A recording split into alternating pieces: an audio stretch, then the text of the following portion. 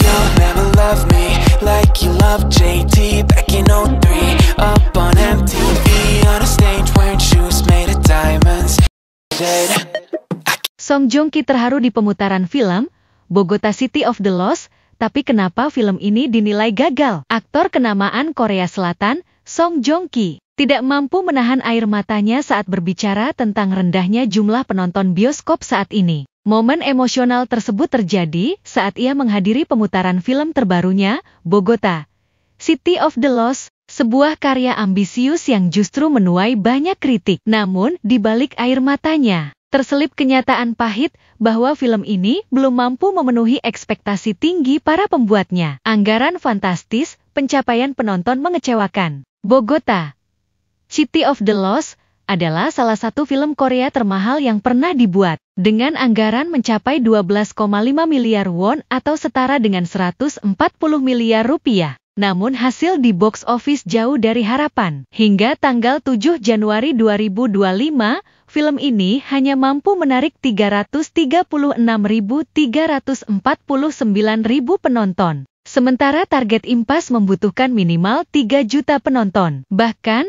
menembus angka 500.000 pun kini terlihat sulit. Film ini hanya mampu bertahan di posisi ketiga box office, kalah dari film Harbin dan The Firefighter. Dua film Korea lain yang lebih sukses menarik perhatian publik. Jumlah penonton harian film ini bahkan telah merosot ke kisaran 10.000 orang. Mengindikasikan krisis besar. Produksi penuh kendala. Dibintangi oleh jajaran aktor ternama, termasuk Song Joong Ki. Bogota City of the Lost semula digadang-gadang menjadi salah satu film blockbuster Korea yang membanggakan. Namun proses produksi yang berlangsung selama 21 bulan penuh dengan tantangan. Film ini memulai syuting di Kolombia pada Januari 2020, tetapi pandemi COVID-19 memaksa penghentian sementara produksi, menyebabkan jadwal molor dan biaya produksi melonjak. Meskipun berhasil dirampungkan, tantangan besar yang dihadapi selama produksi tampaknya berdampak pada hasil akhir film. Narasi yang terfragmentasi dan kritik tajam. Meskipun memiliki premis yang ambisius,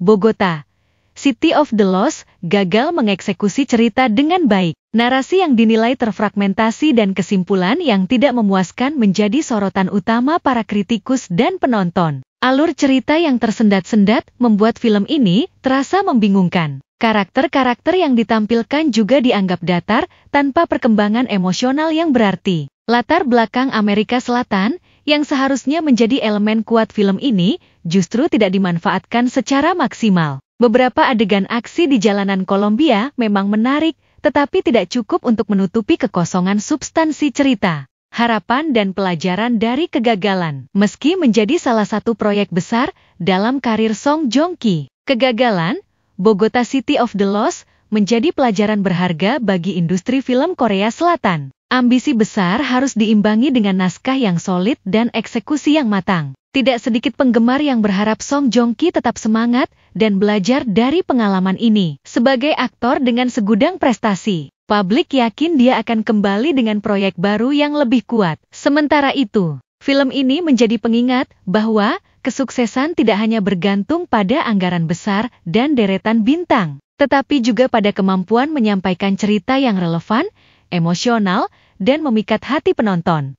Berbeda nasib dari mantan suaminya, Song Hye Kyo malah semakin sukses dengan film terbarunya berjudul Dark Nuns. Berdasarkan data, Dark Nuns menduduki peringkat pertama dengan jumlah penjualan tiket presale tertinggi. Hingga 16 Januari 2025, angka fantastis sebanyak 52.585 tiket telah terjual, menunjukkan antusiasme luar biasa dari para penonton. Nah, itulah dia berita terkecil versi cerita terkepo.